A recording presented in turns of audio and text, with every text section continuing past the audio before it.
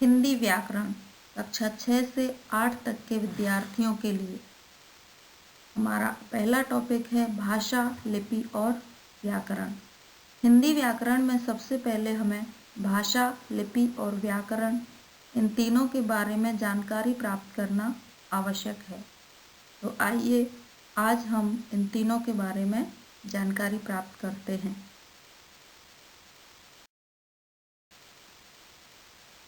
सबसे पहले हम भाषा के बारे में जानेंगे कि भाषा क्या होती है। हमें आपस में एक दूसरे के भावों को या विचारों को समझने के लिए किसी भी भाषा की आवश्यकता पड़ती है। हर किसी बात को हम संकेतों के माध्यम से नहीं समझ सकते हैं, इसलिए किसी भी बात को समझने के लिए भाषा का होना आवश्यक है।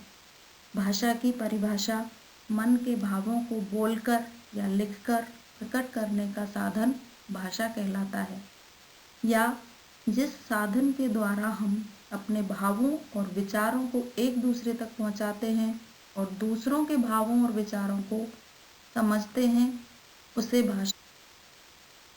अर्थात हमें एक दूसरे के भावों और विचारों को समझने के लिए भाषा की आवश्यकता पड़ती है। बिना भाषा के संकेतों के माध्यम से हम किसी की बात को समझने में असमर्थ रहते हैं।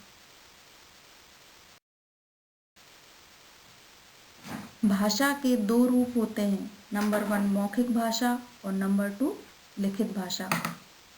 मतलब हम भाषा को दो प्रकार से समझा सकते हैं, दूसरों को अपनी बातों को दो प्रकार से समझा सकते हैं, बोलकर या लिखकर।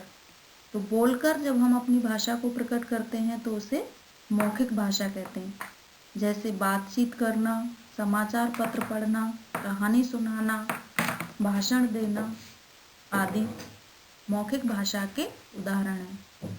और लिखकर प्रकट की जाने वाली भाषा लिखित भाषा कहलाती है, जैसे कि पत्र लिखना, ईमेल भेजना, निबंध लिखना, संदेश लिखना आदि लिखित भाषा के उदाहरण हैं। इस प्रकार हम भाषा के दो रूपों के माध्यम से दूसरों को अपनी बात समझा सकते हैं, मौखिक भाषा के रूप में और लिखित भाषा के रूप में।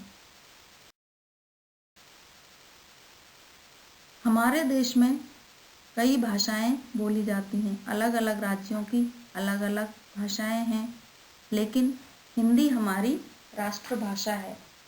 राष्ट्रभाषा मीन्स देश के अधिकांश लोगों द्वारा बोली जाने वाली भाषा, और हमारे देश के अधिकतर लोग हिंदी भाषी हैं, हिंदी भाषा बोलते हैं, इसलिए हिंदी को हमारी राष्ट्रभाषा माना गया है।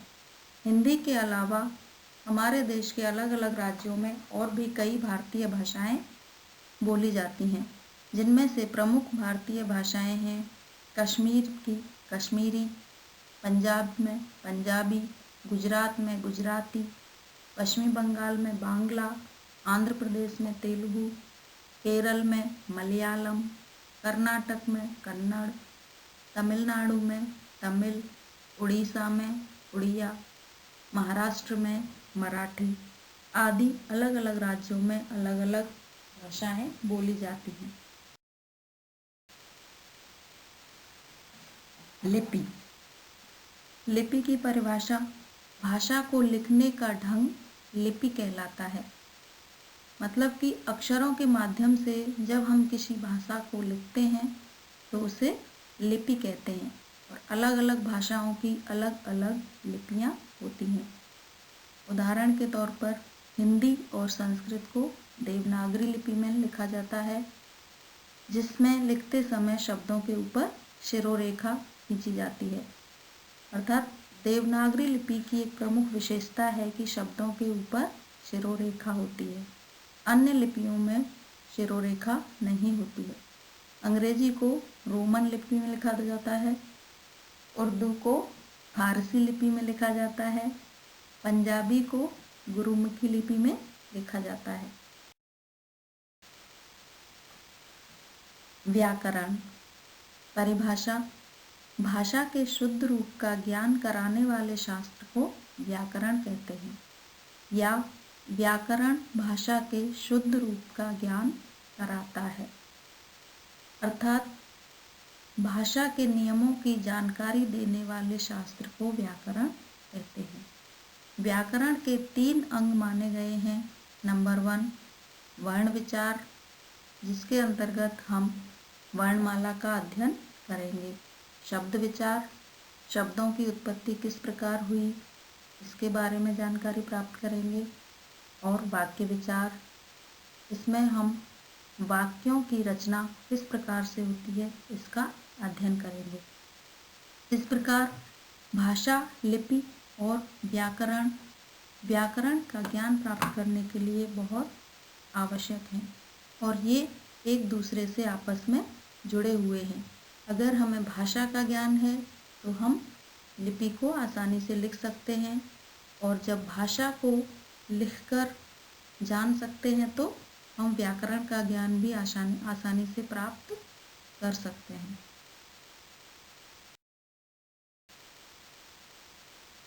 तो बच्चों, आज का हमारा विषय यहीं खत्म होता है और गृह कार्य है भाषा की परिभाषा लिखकर भेदों के नाम लिखिए।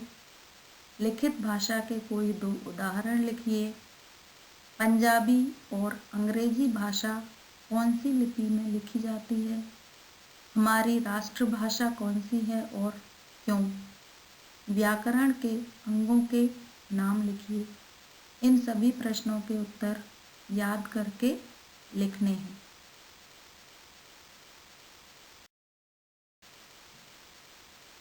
धन्यवाद। स्वस्थ रहिए, घर पर रहिए और पढ़ते रहिए। समय का सदुपयोग कीजिए।